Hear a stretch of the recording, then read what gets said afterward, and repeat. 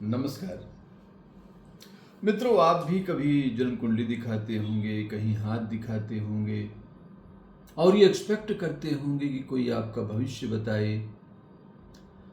और ज्योतिष के द्वारा भविष्य बताया जा सकता है, हस्तरेखाओं के द्वारा भी बताया जा सकता है, लेकिन इन दोनों में अंतर क्या है और ज्योतिष का मूल उद्देश्य क्या है, क्यों ज्योतिष शास्त्र की रचना हुई, इस पर आज मैं कुछ चर्चा करूंगा। ऐसी चर्चाएं करने की इच्छा हमेशा होती है, लेकिन समय नहीं होता है और कई बार लगता है जब ये प्रसंग उठेगा तो पता नहीं कितना लंबा चलेगा और लोग इतना सुन पाएंगे कि नहीं। लेकिन आज मैं वही बातें आपको सुनाऊंगा जो आप सुनना चाहते हैं। मित्रों, हस्तरेखा विज्ञान ज्योतिष का ही एक अंग है। जिस तरह से जब आपका जन्म होता है तो आपके माता पिता जन्म का समय बताते हैं और उसी समय का जो आकाश में फोटो है वो पंडित जी खींच देते हैं। उसी फोटो को, उसी पिक को हम हॉरोस्कोप कहते हैं। हॉरोस्कोप का मतलब होता है जन्मते हुए ग्रहों को देखना। वो ग्रह जो आपके जन्म के समय जन्मे, यहां हर क्षण एक जन्म हो रहा है। जब मैं ये वीडियो में शब्द बोल रहा हूं तो इन शब्दों का जन्म हो रहा है। इसी तरह इस धरती में लाखों करोड़ों लोग जन्मे, लेकिन उनमें से आप भी जन्मे और जिस समय में आप जन्मे उस समय आपके माता पिता ने जो समय अंकित किया वो पंडित जी ने हॉरोस्कोप के रूप में प्रस्तुत किया। लेकिन अगर आप ऐसे घर में पैदा हो जाएं जहां जन्मपत्री न बनाई जाती हो तो वहां भगवान ने एक सॉफ्ट कॉपी आपके हाथ में पकड़ा दी ताकि आप जीवन का मैप हमेशा अपने हाथ में रखें और उसे देखते रहें। तो कई बार जन्मपत्री बनाने में या जन्म का समय निर्धारित करने में भूल चूक होती है, लेकिन हाथ को केवल पढ़ने में भूल चूक हो सकती है, उसे बनाने में भूल चूक नहीं हो सकती और उसके चिन्हों को बनाने में भूल चूक नहीं हो सकती। अगर भूल चूक हो सकती है तो केवल पढ़ने वाले में। तो ज्योतिष शास्त्र का जो सृजन हुआ, इसके आदि प्रवर्तक तो देवर्षि नारद जी हैं और उनका एक ही उद्देश्य था कि ज्योतिष के द्वारा कैसे हम लोगों को सत्कर्मों में प्रवृत्त करें, कैसे लोग सात्विक बने, आस्तिक बने और ईश्वर की शरण में रहें। साथ ही उन्हें कर्म के लिए भी प्रेरित करते थे। कई लोगों को उन्होंने ज्ञान भी दिया, ईश्वर की उपासना की प्रेरणा भी दी, चाहे वो महर्षि वेदव्यास हो, चाहे वाल्मीकि जी हो, सबको एक संदेश दिया उन्होंने और ज्योतिष के द्वारा ही दिया। इसलिए ज्योतिष एक मनुष्य के सर्वांगीण विकास के लिए भी जरूरी है और मार्गदर्शन के लिए भी जरूरी है। ज्योतिष का उद्देश्य केवल सफलता नहीं है, भौतिक चीजों की उपलब्धि नहीं है, वो तो एक कारण है ताकि आप ज्योतिष की ओर आएं।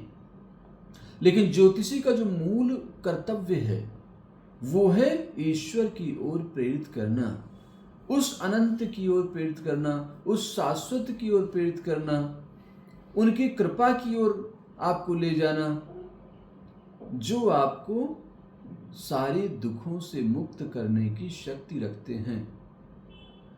अन्यथा ग्रह आपको कुछ नहीं देते, ग्रह वही देते हैं जो आपने कर्म किए हैं।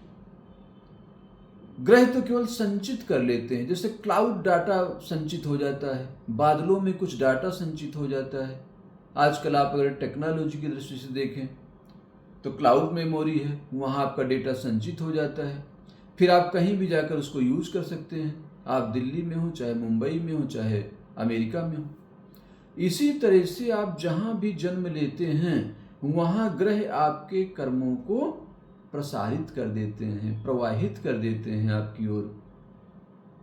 और वही कर्म जो आपने पूर्व जन्म में किए उन्हीं को तो प्रारब्ध कहते हैं। वही प्रारब्ध आपके सामने आ जाता है। तो ग्रहों का तो कोई दोष ही नहीं है। अगर आप कहें ये ग्रह नाराज हो गए या ग्रह खुश हो गए, वो न नाराज हो रहे हैं न खुश हो रहे हैं, वो तो वही चीजें ले रहे हैं जो आपने अपने अतीत में और पूर्व जन्मों में संचित किया, जो कर्म किए।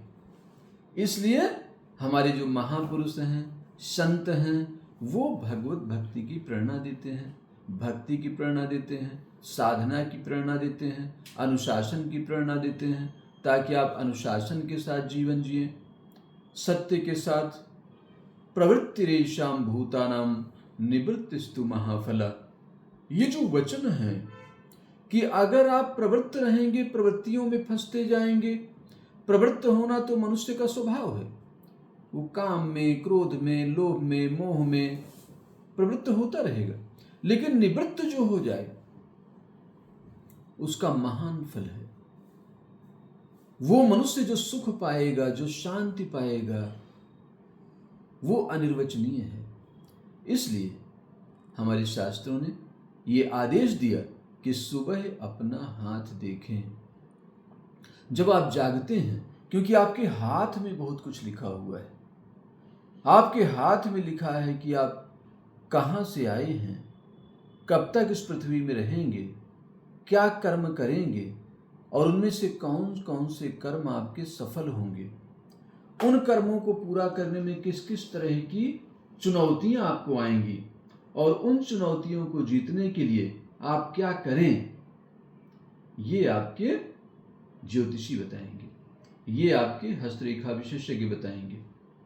तो ज्योतिषी भी आपको प्रकृति से जोड़ने का काम करते हैं, आपको अच्छे कर्म करने के लिए प्रेरित करते हैं। आप पीपल को जल दीजिए, तुलसी को जल दीजिए, पेड़ लगाइए, तालाब खुदवाइए, धर्मशाले बनवाइए, लोगों को दान कराइए, भूखे को भोजन कराइए, गाय को भोजन कराइए, पवित्र नदियों में स्नान करिए, ईश्वर का ध्यान करिए। इस समस्त ब्रह्मांड को जो ईश्वर के रूप में ही आपके सामने उपस्थित है, उसको प्रणाम करिए।